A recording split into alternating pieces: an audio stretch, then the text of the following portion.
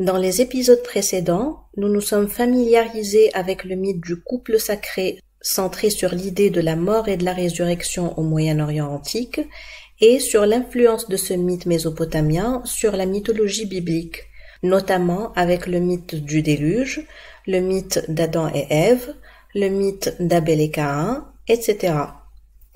Le mythe du couple sacré représente une structure mythologique essentielle dans la religion mésopotamienne antique qui se répète inlassablement dans plusieurs mythes importants, dont le couple qui nous intéresse aujourd'hui, celui de Nergal et Ereshkigal. Ereshkigal, c'est la reine et la déesse des enfers. C'est la sœur d'Inanna Ishtar, qui est considérée comme son image miroir et sa version infernale.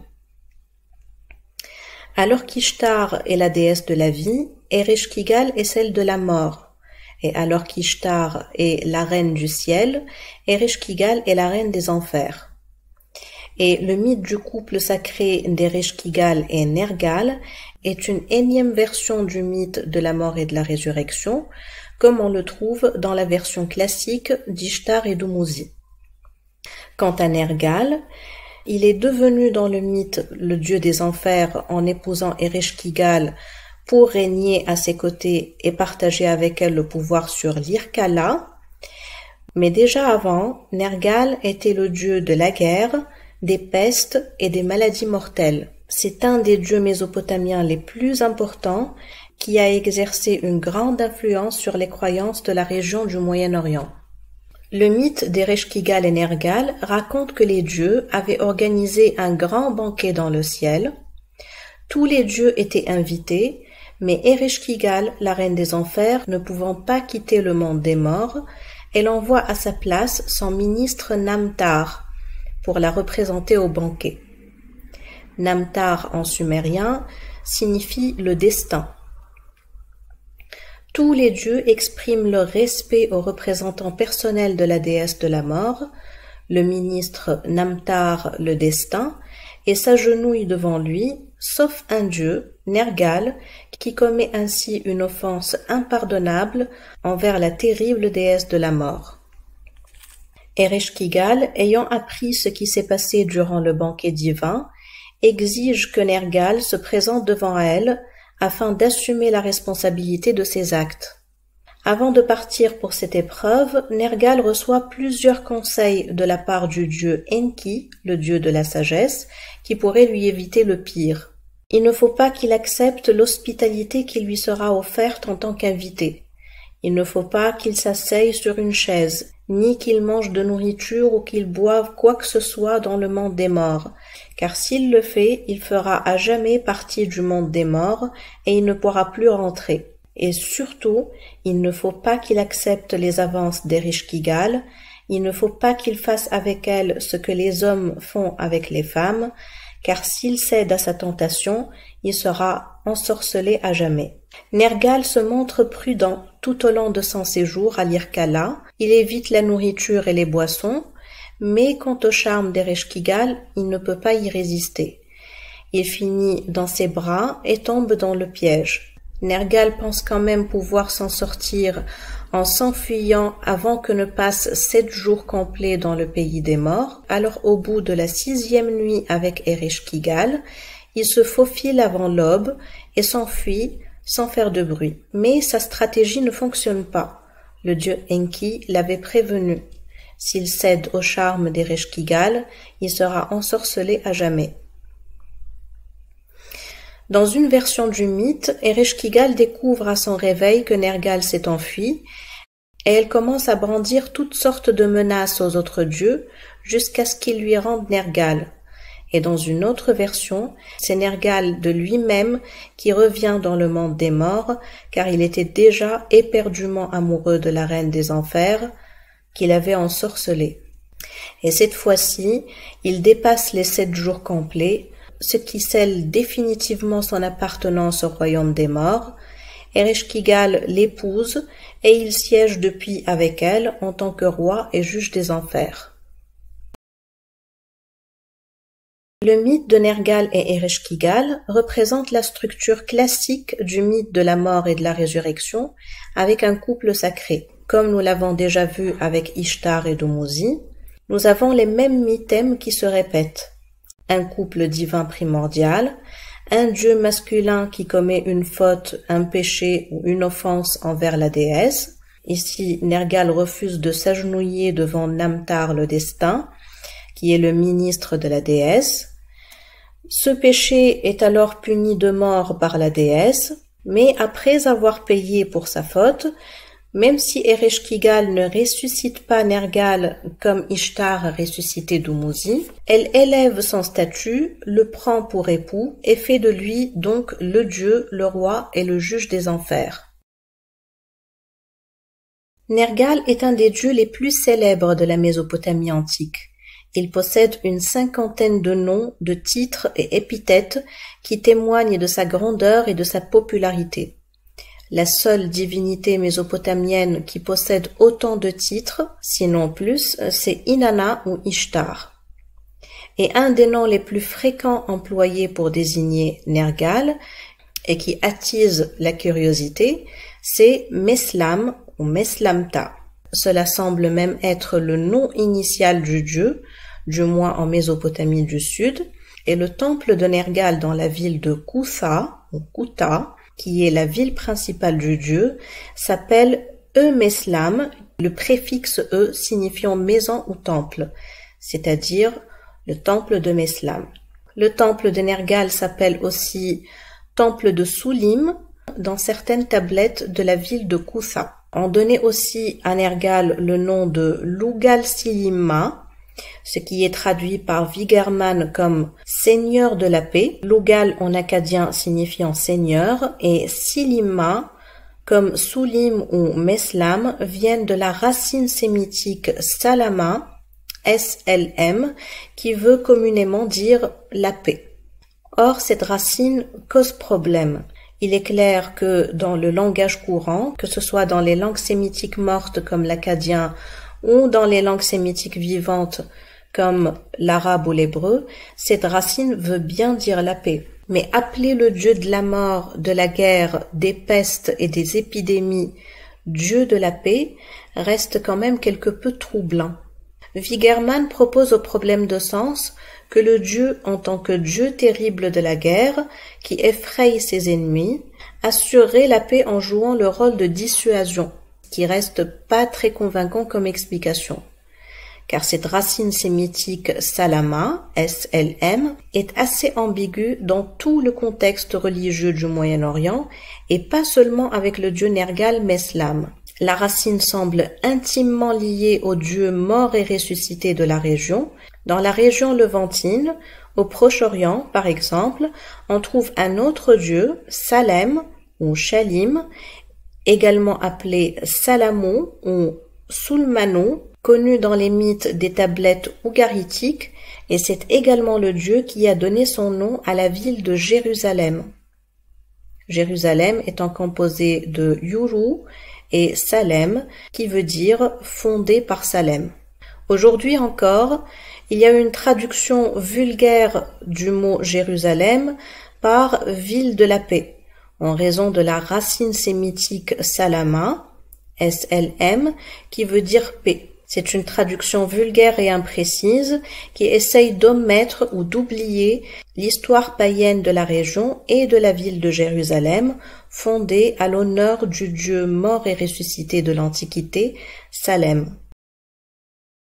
Salem ou Shalim est une version proche-orientale du dieu mésopotamien Nergal Meslam. Il évolue dans un mythe où sa mort et sa résurrection ne se passent pas dans le cadre d'un couple sacré divin comme dans le mythe classique, mais s'inscrit dans le cadre de l'archétype des jumeaux divins qui meurent et qui ressuscitent alternativement, symbolisant le passage cyclique du jour et de la nuit. La version mésopotamienne des jumeaux divins est constituée des jumeaux Meslam ou Meslamta avec Lugal-Era, un autre dieu associé à Nergal. Les deux dieux sont identiques et représentés portant des bonnets à cornes et tenant une hache. Era ou Lugal-Era représente le jour ou l'aube, alors que Meslam, Meslamta représente la nuit ou le crépuscule. Ils sont identifiés à la constellation des Gémeaux qui porte leur nom en Mésopotamie.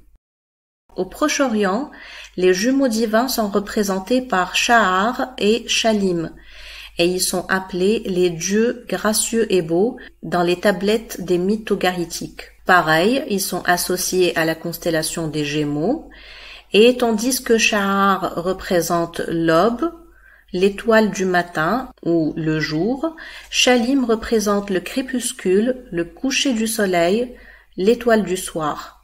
Ils sont donc les deux aspects de la planète Vénus dans le ciel, l'étoile du matin et l'étoile du soir. Et dans la mythologie grecque, qui a emprunté le mythe oriental, on retrouve également la trace des jumeaux divins, associés à la constellation des Gémeaux, dans le mythe des Dioscures, qui s'appelle Castor et Pollux.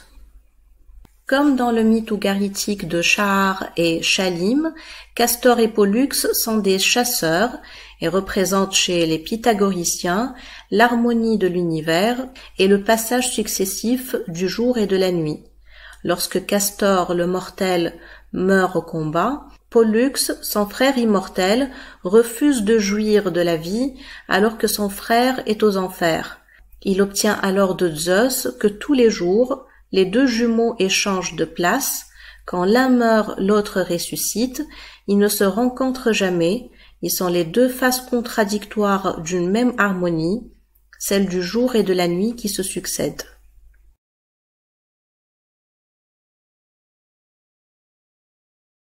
Et donc pour revenir au Moyen-Orient et à la racine sémitique SLM, Salama, Nergal, appelé donc Meslam, Soulim ou Silima, ne signifie probablement pas la paix.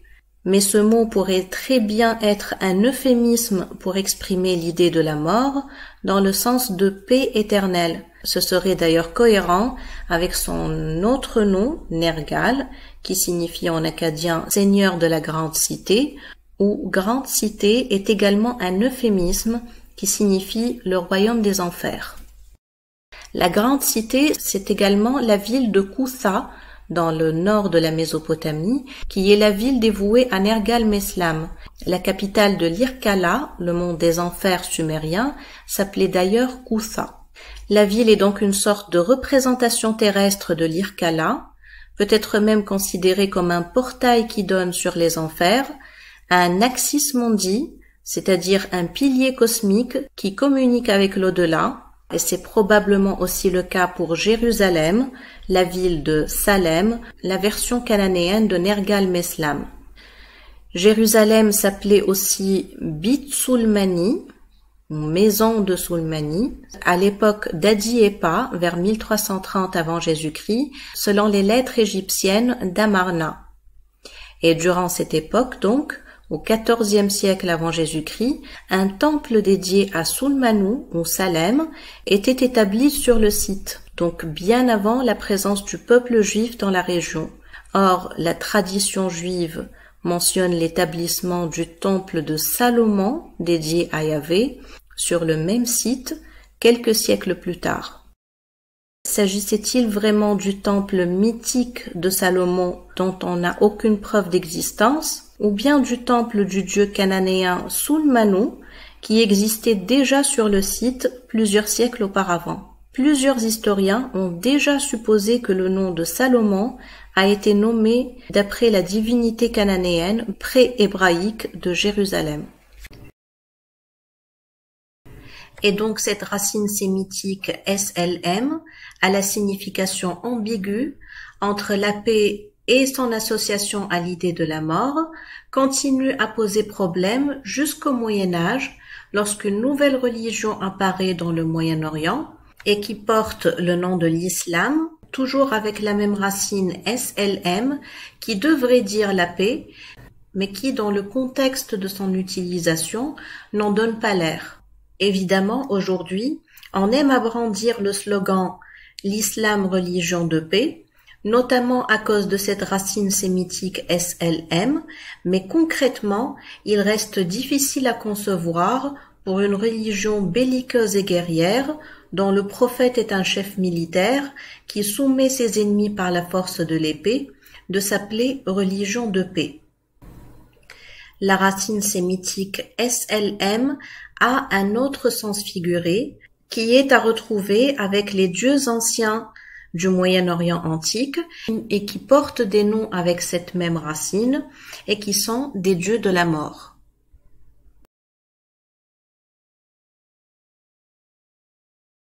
Lorsque les Abbassides atteignent le pouvoir de l'Empire musulman en 750 de notre ère, mettant fin au règne des Omeyyades qui avaient fondé le premier empire musulman, la tradition musulmane nous rapporte qu'ils établissent dans la région de Bagdad une nouvelle capitale qu'ils appellent entre gros guillemets « Cité de la paix », littéralement en arabe « Medinat Salem », qu'on va traduire « Cité de Salem », ne sachant pas ce que veut vraiment dire Salem dans ce contexte.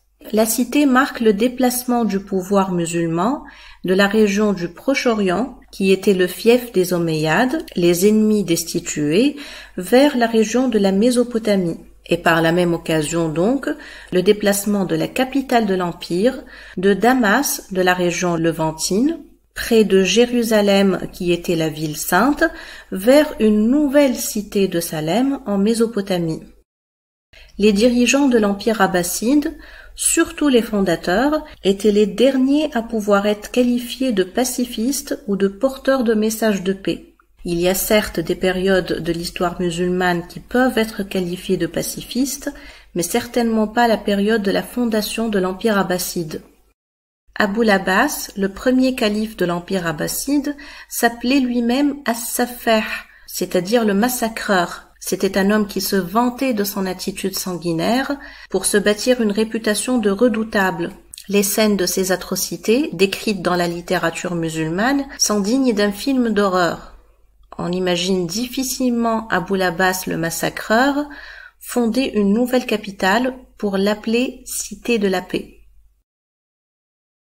Le mythe donc de la fondation de Bagdad, Cité de la paix ou Cité de Salem, raconté dans la tradition musulmane par Al-Khatib al-Baghdadi ou par Al-Yaqoubi, nous dit qu'un certain Naubakht, un ancien zoroastrien, a été recruté pour exécuter le projet de la construction de la ville en collaboration avec un certain Mashallah ibn Athari, un astronome juif persan, qui devait aider à déterminer l'emplacement idéal de la ville en fonction du mouvement des astres.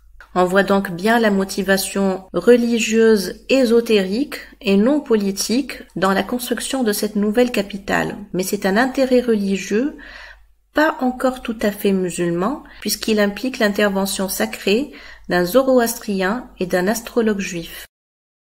Cette Bagdad mythique, donc cité de la paix, qui n'existe que dans les sources de tradition musulmane, rappelons-le, et dont on n'a aucune trace archéologique, aurait donc une structure circulaire selon la description des sources. La ville aurait 1 km de rayon et 3 km² de superficie, ce qui pose des questions puisque cela représente trop peu d'espace pour contenir une ville. Que dire la capitale d'un empire aussi vaste que l'empire musulman à l'époque abbasside? En réalité, l'espace de 3 km² est à peine suffisant pour un grand palais ou un complexe religieux ou administratif autour duquel se construirait la ville.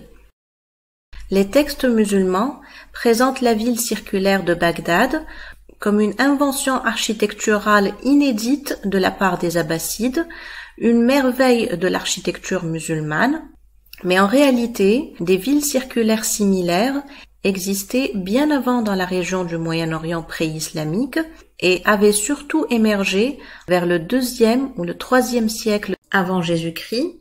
C'étaient des villes d'influence architecturale perse avec un centre religieux de forme circulaire dédié aux dieux classiques du Moyen-Orient païen. Dans la Mésopotamie par exemple, on peut trouver la ville de Hatra, et qui était exactement comme les descriptions littéraires de Bagdad, c'est-à-dire une ville circulaire d'à peu près 1 kilomètre de diamètre, et cette structure circulaire était un centre religieux qui comportait le grand temple de la ville, un temple d'ailleurs dédié au dieu Nergal-Meslam, le dieu de la mort mésopotamien, et la ville entière de Hatra était dédiée à Nergal, appelé également dans la ville Nergal-Kalba ou Nergal-Seigneur des chiens. On le voit ici représenté avec 3 chiens ou un chien à 3 têtes, comparé au cerbère grec, le chien à 3 têtes gardien des enfers, mais on reviendra à la symbolique des chiens dans d'autres vidéos. L'autre ville circulaire qu'on peut trouver dans la région se trouve plus à l'ouest, c'est la ville de Haran, également d'1 kilomètre de diamètre, qui constitue un centre religieux dédié au dieu de la lune Sin, dieu très important dans les croyances mésopotamiennes, et est considéré comme le frère jumeau de Nergal-Meslam, en remplacement à Lugalera.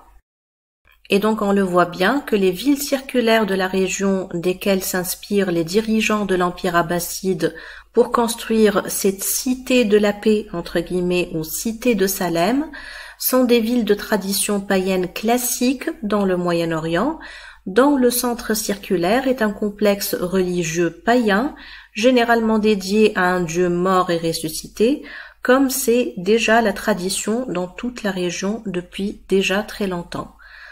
Donc, pour récapituler, d'abord, c'est une réflexion sur la signification religieuse de la racine sémitique Salama, SLM, qui veut communément dire la paix dans toutes les langues sémitiques, mais dans le contexte religieux du Moyen-Orient, elle semble être utilisée au second degré et avoir un autre sens intimement relié à la mort en tant que paix éternelle. Ensuite, c'est pour souligner encore une fois l'impact considérable du culte de la mort et de la résurrection dans le Moyen-Orient antique sur les religions abrahamiques qui sont apparues plus tard. Le mythe le plus célèbre de la mort et de la résurrection dans le Moyen-Orient antique est celui du couple sacré Ishtar et Dumuzi, qu'on a déjà eu le temps d'aborder. Mais d'autres dieux importants du Moyen-Orient, comme Nergal-Meslam, a certainement joué un rôle non négligeable sur les religions monothéistes, y compris l'islam, du moins durant l'époque abbasside, c'est-à-dire l'histoire mésopotamienne de l'islam. Ma recherche se concentre surtout sur l'influence du couple Ishtar-Dumuzi sur les religions monothéistes, parce que c'est le couple qui a donné la déesse Pierre Noire et son amant dans le Proche-Orient, mais l'influence de tout le contexte religieux du culte de la mort et de la résurrection sur les religions monothéistes reste important. Le dieu Nergal-Meslam a probablement joué un très grand rôle d'influence, notamment sur la religion musulmane, et on peut citer rapidement quelques éléments pour ceux qui veulent encore pousser les recherches. Par exemple, Kousa, la ville mésopotamienne dédiée à Nergal, est aussi un des noms donnés à la Mecque dans la tradition musulmane. Il existe également plusieurs hadiths qui considèrent que Quraysh, la tribu de la Mecque d'où vient le prophète Mahomet, est originaire de Kousa. Et d'autres hadiths considèrent que la fin du monde se déclenchera à partir de la ville de Kousa, d'où va sortir l'Antéchrist. La ville traditionnellement considérée comme le portail menant aux enfers dans les croyances mésopotamiennes antiques s'est ainsi adaptée à l'eschatologie des religions abrahamiques et est devenue la ville d'où va commencer la fin des temps. Aussi, l'actuel Kousa en Irak s'appelle aujourd'hui le mont Abraham et la croyance musulmane dit que c'est l'endroit où est né Abraham. Donc on voit bien l'évolution des mythes où le dieu principal de la ville s'est progressivement transformé pour coller aux croyances monothéistes. Quoi qu'il en soit, dans l'épisode prochain, on reviendra au couple sacré après avoir découvert ses origines et ses versions en Mésopotamie et en Égypte.